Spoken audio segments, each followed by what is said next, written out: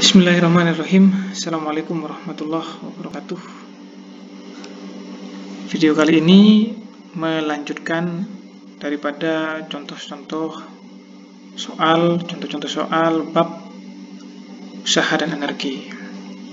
Ini sudah masuk ke bab-bab yang sub-bab yang membahas mengenai hukum kekekalan energi, yakni energi kinetik, energi potensial, dan energi potensial bekas. Jadi di sini kita masuk sudah ke yang melibatkan bekas.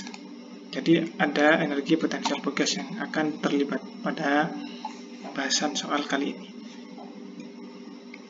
Contoh topiknya itu adalah anak panah, pistol mainan. Ya, jadi kita membahas hal-hal sederhana yang di sekitar kita saja. Jadi sebuah anak panah dari pistol mainan bermasa 100 gram. Ini ya, ini anak panahnya ini berarti. Yang inilah. Ini anak panah ini. Ditekan berlawanan terhadap pegas. Ini kalau pada masa-masa, ada nggak mainan seperti ini zaman sekarang tahun 2020-an? Saya nggak tahu ada apa enggak. Belum pernah survei ke tempat mainan anak. Oke, kita lanjutkan ya. Pegasnya, konstanta kekakuan pegasnya itu adalah 250 Newton per meter. Termampatkan sebesar 6 cm, kemudian terlepas atau dilepas. Ya. Jadi bahasa pasif itu kan di atau ter. Tapi maknanya beda. Nah, ini kalau terlepas kan tidak sengaja dilepas. Seperti itu. Oke, jika anak panah terlepas atau terpisah dari pegas tepat saat pegas kembali normal atau mendapat panjang normalnya, mendapati panjang normalnya ya, mendapati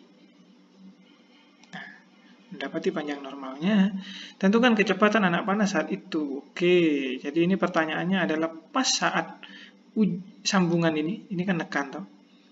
Sampai sini lepas, kecepatan anak panahnya berapa? Wah, keren.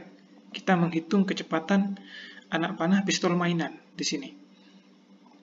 Di mana kita sudah punya data konstanta pegasnya, kemudian termampatnya kita juga sudah tahu, berarti kita punya dimensi ukurannya, kemudian masanya. Oke. Penyelesaian. Nah, ini kasusnya saat dilepas. Ini termampatkan 6 cm ya, kemudian setelah dilepas dia V2. Jadi ini kondisi 1, ini kondisi 2. Maka ini ada V1, ada V2 saat meluncur, saat lepas. V1-nya belum lepas, berarti 0. Seperti biasa, rumus EM1 sama dengan EM2. EK1, EP1, EK2, EP2. EP yang dimaksud di sini itu adalah energi potensial pegas. Kenapa kok gak energi potensial gravitasi? Misal ada pertanyaan seperti itu. Loh, ini kan yang dibahas bergerak datar, tidak punya ketinggian, lagi juga tidak bergerak ke atas ke bawah. Maka EP yang dimaksud dalam bab ini atau dalam bahasan ini itu adalah energi potensial pegas. Seperti itu. Oke, EK1 0 karena dia belum bergerak ya, V1-nya 0. Kemudian setengah KI kuadrat, ini adalah rumus energi potensial dari pegas, dengan K itu adalah konstanta kekakuan pegasnya. Kemudian X-nya itu, X di sini adalah delta X ya, istilahnya, atau perubahan pegas, entah itu meler, entah itu termampatkan. Dalam kasus soal ini adalah termampatkan.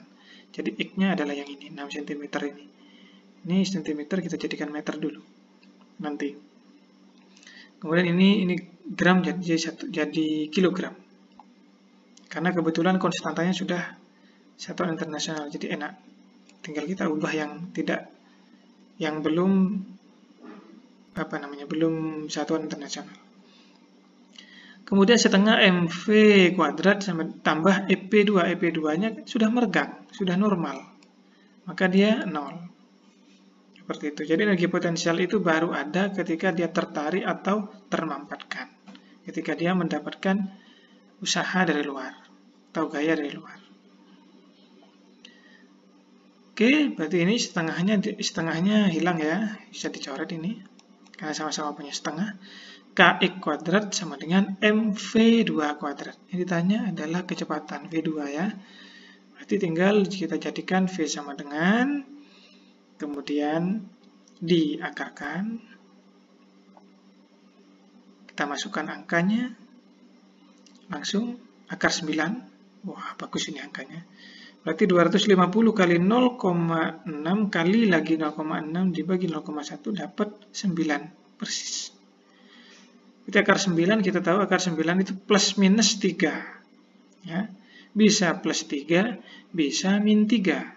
Tapi karena di sini adalah kecepatan dan bergeraknya ke arah kanan, kalau kita kanan anggap positif, maka kita ambil angka positifnya. Terus kalau pistolnya ngadep ke kiri, apakah kita harus tulis negatif, Pak? Ya, tulis positif juga.